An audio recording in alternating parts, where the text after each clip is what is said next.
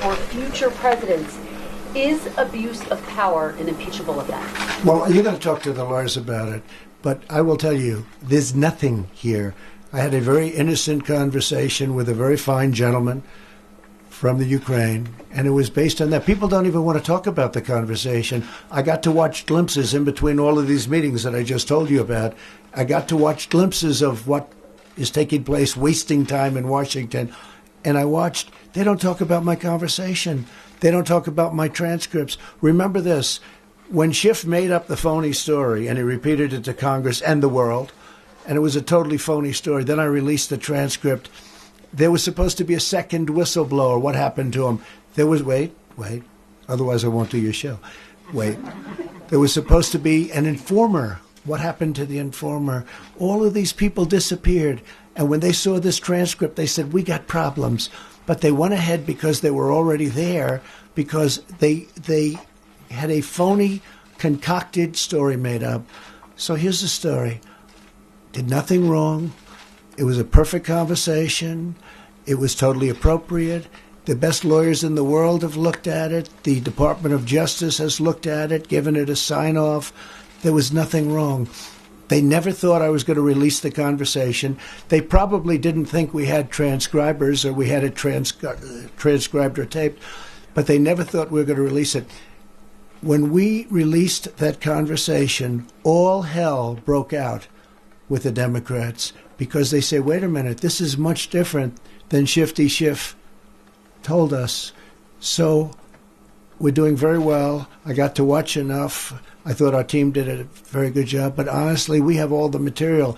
They don't have the material. If you were wondering why Trump's handlers wanted to get him 4,000 miles away from Washington, D.C. during his impeachment trial, this is why. Because even on the other side of the Atlantic, even during his own impeachment trial, Trump still can't help but incriminate himself. To be clear, one of the 2 articles of impeachment levied against the president was for obstructing Congress by withholding documents and witnesses. And so for him to not only acknowledge this fact, but brag about it on camera during the trial is as brazenly corrupt as it gets. And it underscores the serious issue at the heart of Trump's impeachment, which is that investigators still haven't received a single document, piece of paper, email, or record from the executive branch, from the White House or the Office of Management and Budget or the Department of Defense. And that was exacerbated by Senate Republicans' complicity in the obstruction. During a marathon session well past midnight on the first night of the Senate trial, GOP senators voted down Democratic amendments requesting documents from the White House related to Ukraine, documents from the State Department including communications about the decision to withhold aid to Ukraine, documents related to Secretary of State Pompeo, former Special Envoy to Ukraine Kurt Volker, former Charge d'Affaires in Ukraine Bill Taylor, Ambassador to the EU Gordon Sondland, and Trump's personal lawyer Rudy Giuliani, communications from the Office of Management and Budget, including emails between Michael Duffy and Robert Blair, and communications from Chief of Staff Mick Mulvaney related to the delayed aid. In other words, not only is Trump willfully obstructing Congress's investigation, but Republicans are helping him. And yet Trump's admission of guilt at Davos is par for the course. Trump already admitted that the purpose of his infamous call with Ukrainian President Zelensky was to get him to open an investigation into Biden. Well, I would think that if they were honest about it, they'd start a major investigation into the Bidens. It's a very simple answer. So I would say that President Zelensky, if it were me, I would recommend that they start an investigation into the Bidens, because nobody has any doubt that they weren't crooked. That was a crooked deal, 100%.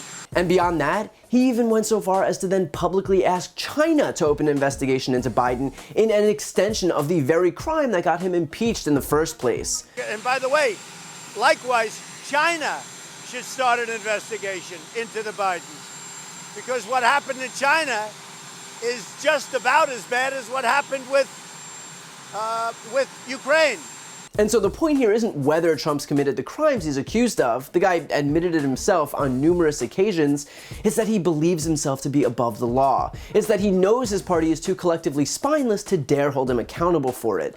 It is as blatant a disregard for the rule of law as we've seen in American history, only exacerbated by the fact that Republicans in the Senate care more about being singled out by a mean tweet by Trump than they do about actually upholding their oath of office. Now, as part of Trump's diatribe in Davos, he said that when Democrats saw the transcript of his call with Zelensky, meaning the summary of his call, that all hell broke out. And credit where it's due, he's right. All hell did break out, but the reason wasn't because Democrats had made some grave miscalculation. It was because the guy released a document wherein he admitted to his crime.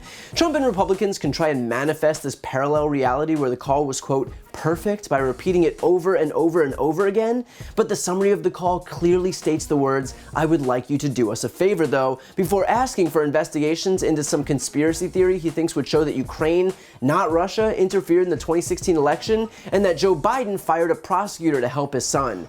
Both of his requests, those favors, were intended only to help Trump personally. The first one by pinning the blame on Ukraine for Russian interference and thereby disproving the entire Mueller probe, which was a probe against Trump, and the second one to give Trump the soundbite of the announcement of the investigation into his top political opponent that he'd play on repeat from now until November should Biden end up being the nominee. That, and that alone, was the intent of the call. I mean, even the Republican called witness in the impeachment inquiry, constitutional scholar Jonathan Turley, said that Trump's call was, quote, anything but perfect. His call was anything but perfect. So Trump can continue to tweet it in all caps tweets and scream it at press conferences and print it on red hats, but to his dismay, that won't make it true. What is true, though, is that Trump extorted a foreign country for dirt on his political opponent that he could use in the next election.